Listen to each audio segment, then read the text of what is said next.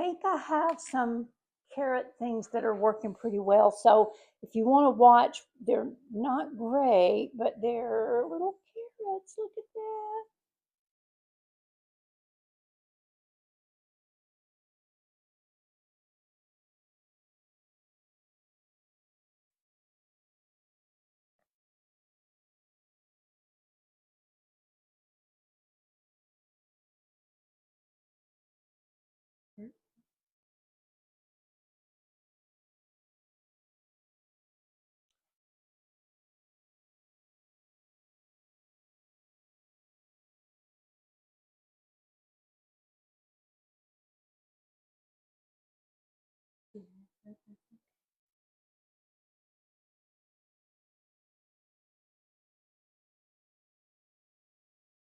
One thing about decorating, nothing ever looks exactly the same, or maybe it does for those of you who are professionals.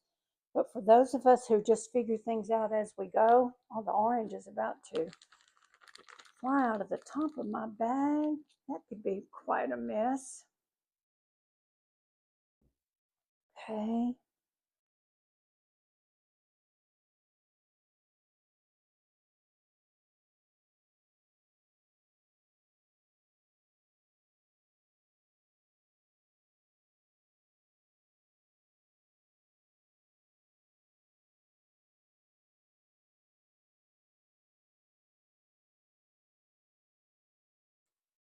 Look at that.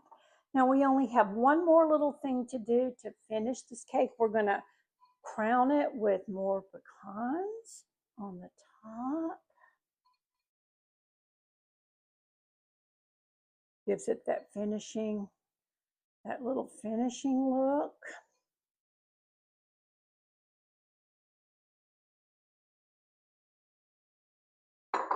It's finished. See that? I'm pretty happy with it. Sometimes I'm happier with my creations than I am with others. But this one I'm pretty happy with. I'm going to show you how I box this cake, but I'll come back and do that in just a second. Now that you've seen the carrot cake, we're going to go back. I'm going to show you the process that we go through to make it. The very first thing I want to show you is how I prepare my pans.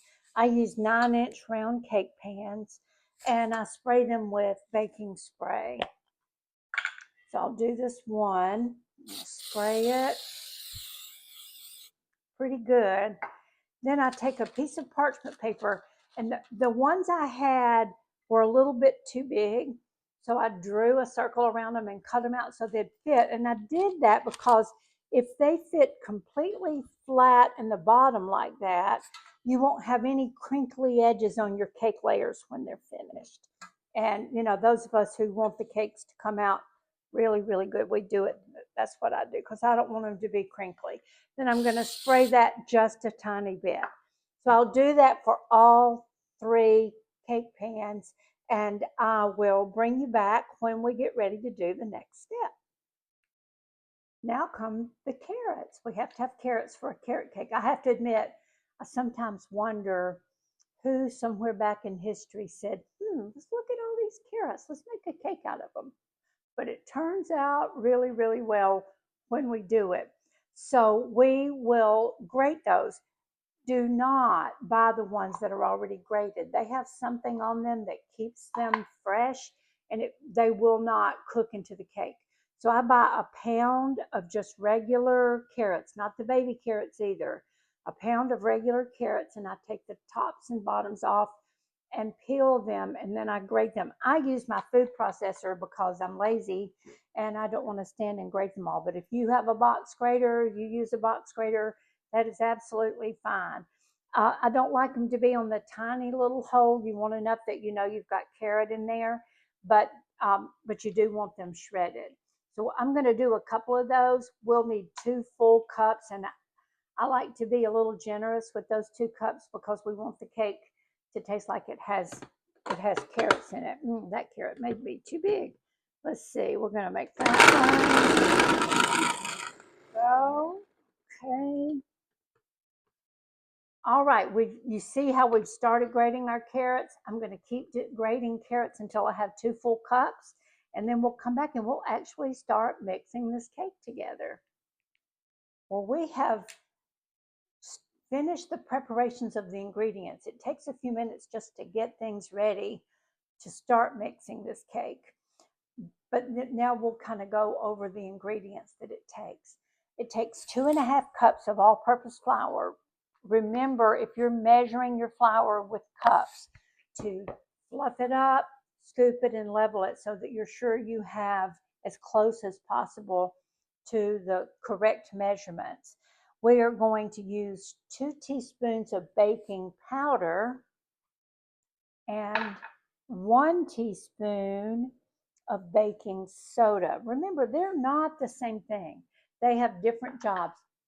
If I were a scientist, I would explain to you what that is, but I don't know. I just know they're not the same, and you can't substitute one for the other. We're going to put in 1/2 teaspoon of salt, and I'm actually going to measure it, which is pretty unusual for me, but I'm going to for this cake. Cakes are scientific, and they have to have the right stuff. We're going to have 1/2 teaspoon of salt in. And now we're going to put our spices. This is a carrot cake. We're making it for Thanksgiving. It needs those warm, fall, spicy, warm flavors. So we're going to use 1.5 teaspoons of cinnamon. And look how I let it be rounded a little bit. 1.5 teaspoons of cinnamon. Teaspoon. We are going to use 1/2 teaspoon each of 3 different spices. Let me get my 1/2 teaspoon up here. There it is. We're going to use 1/2 teaspoon of cloves. Oh, I don't think I got the nutmeg. I need nutmeg, Sabrina. Can you get it for me? 1/2 teaspoon of ginger, and we can't forget the nutmeg. My extra set of hands over there, Miss Sabrina, found it for me. Thank you, sweet girl. And 1/2 teaspoon of nutmeg. We don't want to leave that out. If you have fresh nutmeg and you want to grate it in, that would be wonderful. I don't have any, so I'm going to use the powder. So we have put in here our flour, our baking powder, our baking soda, our salt, cinnamon, cloves, ginger, and nutmeg. And we're going to whisk those dry ingredients together. Oh, it smells so good. I love the smell of those warm fall spices. So nice. Okay, just a good whisk. So we know that we have them combined. This cake does not need a mixer. We're not going to use our mixer at all. We're going to stir this up by hand. When I get the batter completely stirred together, I will bring the pans back over, and because this is a cake for a special occasion, I'm actually going to measure the batter into the pans and weigh them to make sure that the layers are as close to equal as I can. I learned about something new, but I don't have any yet, but I'll tell you about them. They're called cake strips, and they're made out of some kind of heavy fabric. They're in my Amazon cart. They're just not here yet. And you wet them, keep them wet, and wrap them around your cake pans, and it allows the cake to cook more evenly. The outside doesn't cook before the inside, so that the layers are nice and level.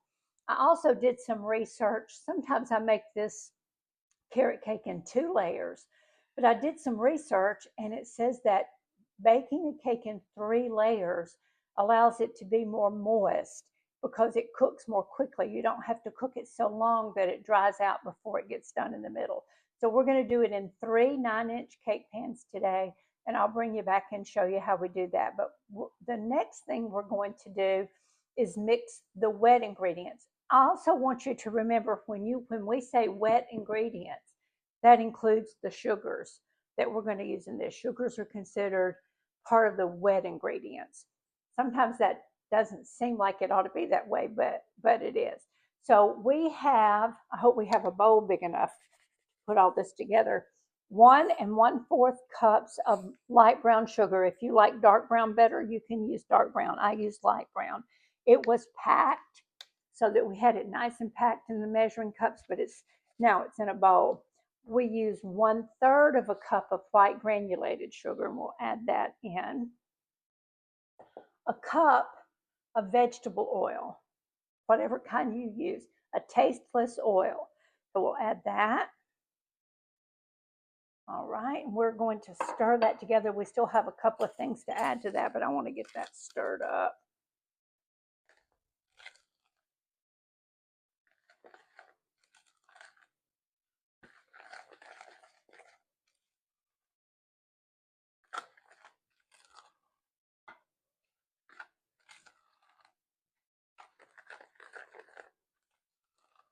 Okay, so we've added in our oil, our brown sugar, and our white sugar. We have 4 eggs, and we have brought them to room temperature. So we're going to add those one at a time. That one in.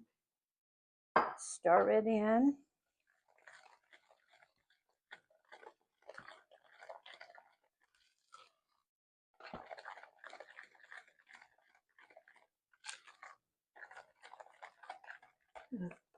Well, it does smell good. It smells like Thanksgiving. Second egg is in. There's a fair amount of prep work that goes into making this cake. You got to grate the carrots, you got to toast the pecans, and we'll talk about that again in just a minute. We've got to prepare the pans. There's some things you have to do, but really it's a very simple cake to stir together. No mixer, and it's mostly with ingredients that you have in your pantry. All right, let's add the third egg. One more.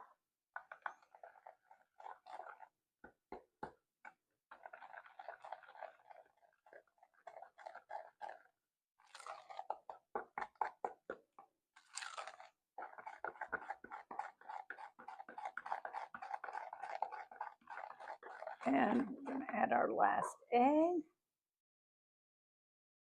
I've had them sitting out all morning because we don't want to shock this batter with cold. It can cause things to curdle. As close to temperatures that are the same as possible is the way we want to do it. So we've got all of our sugars and our eggs. We can't forget our vanilla flavoring. We're going to add that. It calls for a teaspoon. Watch me measure.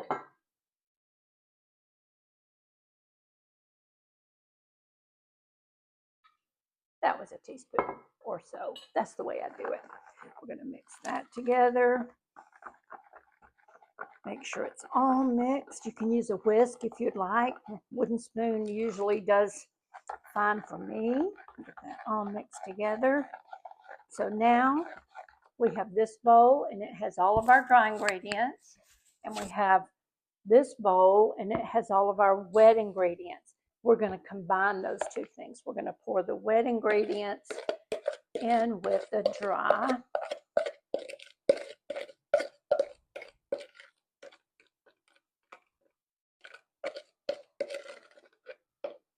All that out. It's got all those yummy flavors in there. Brown sugar.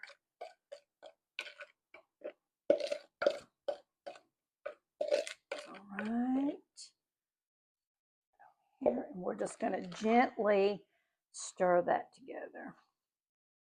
We still have to add all the goodies in there. Right now we have a spice cake, but we're going to add all the goodies that is going to turn it into this delicious fall favorite carrot cake. Don't you imagine people use the carrots they harvested out of their gardens? So whatever time of the year you harvest carrots, not a farmer, that would be when you'd have extra carrots and you'd make carrot cake with it, right? I'm going to stir this just until the flour is stirred in. Remember, we don't overmix cakes because we'll develop gluten and then it will be tough. It won't be tender, have that mouthfeel that we want for it to have. Okay, we've just about got that mixed. Now, we're going to add the things in that make this carrot cake. So we have 2 generous cups of grated carrots. You know, we grated those just a little while ago. So we're going to add those in. Make sure we get them all in there. We have a cup of crushed pineapple. We drained it. We didn't completely drain it. We want a little bit of the moisture in there. We don't want all the liquid, but we do want some moisture in there. So we have a full cup of crushed pineapple. It makes that cake so moist and good. And we have a generous cup of chopped pecans. I get my pecans at Johnston Pecan Farms in Georgia. I order them and they mail them to me. I usually get some halves, but I mostly get pieces because almost everything I make, the pecans are going to get chopped anyway. These were in pieces that were bigger than I liked. So after I toasted them, and we do want to toast them before we put them in this cake because it brings the flavor out. They taste so much better if we toast them first. So we toasted them, and then I chopped them up a little bit. We definitely want you to be able to tell you got pecan, but we don't want it to be so big. So I chopped them up a little bit. So we're going to pour those in. We have all the ingredients in. Now we're going to stir this together. Oh, thick batter. This is a very, I don't want to say dense, but it has a lot of ingredients in it. So it's not going to be your fluffy, fluffy cake like if you're doing a white cake and you beat the egg whites and it's going to be really fluffy. This is a sturdier cake than that, if that makes sense. So we've got our batter. Look at that.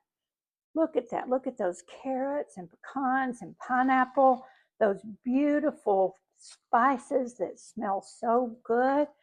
It is going to be so delicious. I'm going to bring the pans over and get ready to start putting this batter into the pans, and I'll bring you back when we're ready to do that. For those of you who may have watched the British baking show like my daughter and I have obsessively for many years, you know that back in Britain, when they're dealing with something that you have to work at, they say it's fiddly. Weighing these pans can be a little bit fiddly, but it's worth it in the big scheme of things. So what I will do first, just get a base, I will pour some batter in each of the 3 pans. Eyeball it.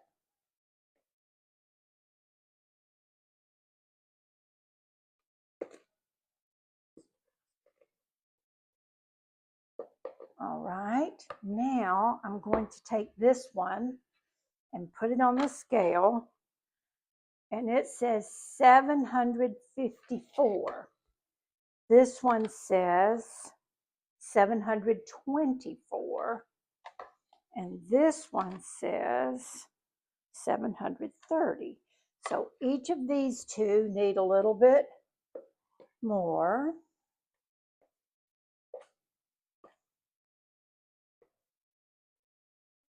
Okay, so this one was 754, correct? Mm-hmm. So now this one is,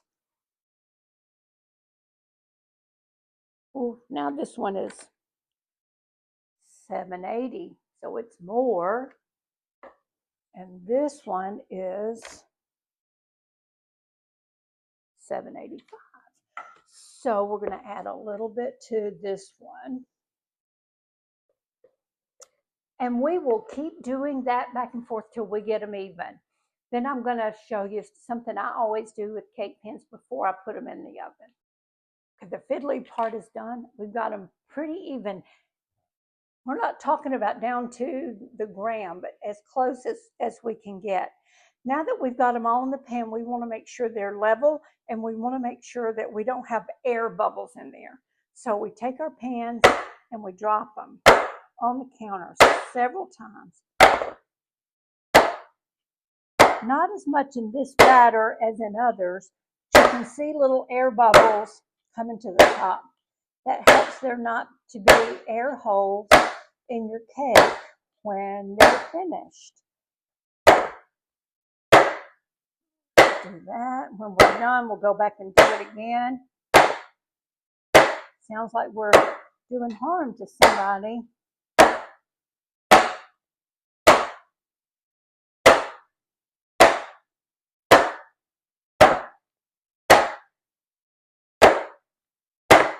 All right, the oven is not quite hot. We're heating it to 350 degrees. This cake recipe calls for the cake to be baked in a 9 by 13 pan, and you can certainly do that, but it takes away my fun of icing and decorating it at the end. So I do it in layers. So I said that to say it tells how long to cook it if it's in a 9 by 13 pan, but it changes when you're baking it in layers. It'll take about 30 minutes. 25 minutes, I will start checking it. I'll use my Pampered Chef to put a hole in, to poke it and see if it comes out not dry with some crumbs on there. You don't want it to be liquid in the middle, but you don't want it to be completely dry in the middle either. You don't want a dry cake. So we'll put these in just a minute. We will set the oven for 25 minutes and I'll start checking it then. Once they're completely cooled, and probably not even today, but we'll video it when we do, we will ice them with cream cheese icing. My cream cheese icing has butter and cream cheese in it, so it still has that tang of the cream cheese, but it does have some buttercream too, and we'll show you the little bit of decorating that I know how to do to make it look as pretty as I can. So we'll bring you back when these cakes are done. We're ready to put them on the cooling racks. We'll see you back in about half an hour. The cakes are out of the oven. We tested them. They're nice. They're not too dry. They've been cooling in the pans for about 10 minutes. You can see that they're pulling away from the side of the pan, so they should dump out pretty easily. That piece of parchment paper in the bottom is like an insurance policy that makes sure it's going to dump. Although I've had things happen. Not today. Not today. Let's turn it over. We're going to lift that out. Immediately take the parchment off so that it cools without it on there. We'll do another one. And then these will sit on the counter for a couple of hours until we're sure that they're completely cool. Layer number 2. They look like they did great. Let's get the third layer out. Parchment paper off. Look at those. Don't they look wonderful? I can't wait till they're cool and we can make some icing and make them look beautiful. So we'll see you back when they're cool and ready to ice. I'm going to end this video here and you will see the video in a few minutes about how to ice and decorate this cake.